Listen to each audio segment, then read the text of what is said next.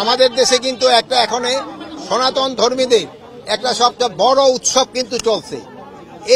এই উৎসবটাকে যেন আমরা শান্তিপূর্ণভাবে করার জন্য আমরা সব ধরনের প্রস্তুতি নিচ্ছি।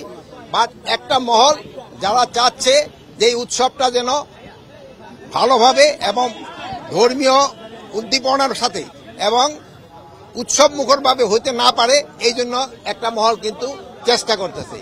এই একটা মহলে কিন্তু এই খাগড়াছড়িতে এই ঘটনাটা ঘটার চেষ্টা। স্বরাষ্ট্র উপদেষ্টা, আমরা জানছি যে পার্শ্ববর্তী দেশ থেকে তাদেরকে অস্ত্র দেওয়া হচ্ছে, টাকা দিয়ে যোগান দেওয়া হচ্ছে এবং দীর্ঘদিন ধরে তাদের এই পরিকল্পনা। আমরা দেখেছি সেখানে একজন বক্তব্য দিয়েছে এটাকে ভারতের যেন একটা রাষ্ট্র হিসাবে বা একটা প্রদেশ হিসাবে যেন নিয়ে যাওয়া হয়। সে বিষয়ে আপনারা কি ধরনের পদক্ষেপ নিচ্ছেন? আর সেখানে একটা ঘটনা ঘটেছে, 3 জন নিহত হয়েছে, আইন শৃঙ্খলা বাহিনীর সদস্য আহত হয়েছে। এই বিষয়ে আপনাদের পরিকল্পনাটাকে এই পরিকল্পনা আপনার ভাই যে প্রশ্নটা করলেন, ভাই কিন্তু একটা সত্যি প্রশ্ন করছেন। আপনি দাঁড়ায় যান, এই যে প্রশ্নটা করছেন, আরে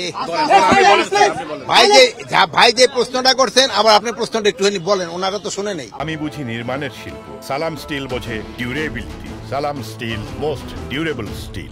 বলা যায় ভারতের ইন্ধনে বা ফ্যাসিস্টদের ইন্ধনে এই ঘটনাটা ঘটাচ্ছে। তা আমরা এটা যেন ঘটাতে না পারে, এই জন্য আমরা আমাদের সর্বাত্মক ব্যবস্থা নিচ্ছি। এবং আমাদের যে উপদেষ্টা মানে প্রদীপ ভাই, আবার পার্বত্য চট্টগ্রামের যে উপদেষ্টা, উনি ওই জায়গায় আছেন, উনি এই জিনিসটাও দেখতেছেন। উনি আইন শৃঙ্খলা বাহিনী এবং লোকাল লিডারদের সাথে কথা বলছেন। এখন পরিস্থিতি মোটামুটি সন্তোষজনক অবস্থায় আছে। তা আপনারা জানেন কিছু সন্ত্রাসী পাহাড়ের উপরে থেকে তারা ফায়ার করছে এবং এই হাতিয়ারগুলি অনেক সময় বাইরে থেকে আসছে, যেটা আপনি ভাই বললেন। আমি অবশ্য দেশের নাম বলতে চাই না, আমার সাংবাদিক ভাই দেশের নামটা বলে দিচ্ছে।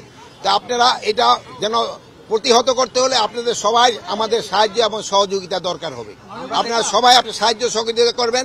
আরেকটা জিনিস হলো, আপনারা সবচেয়ে বলবেন যে গতকাল থেকে কিন্তু আমাদের একটা বড় ধর্মীয় উৎসব শুরু হয়ে গেছে। এই উৎসবের সময় যেন কেউ কোনো ধরনের বিশৃঙ্খলা সৃষ্টি না করে, রাস্তাঘাট যেন বন্ধ না করে এবং এই পূজাটা যেন নির্বিঘ্নভাবে উদযাপন করতে পারে। এই ধরনের সবাইকে আমি বলবো সাহায্য সহযোগিতা করার জন্য।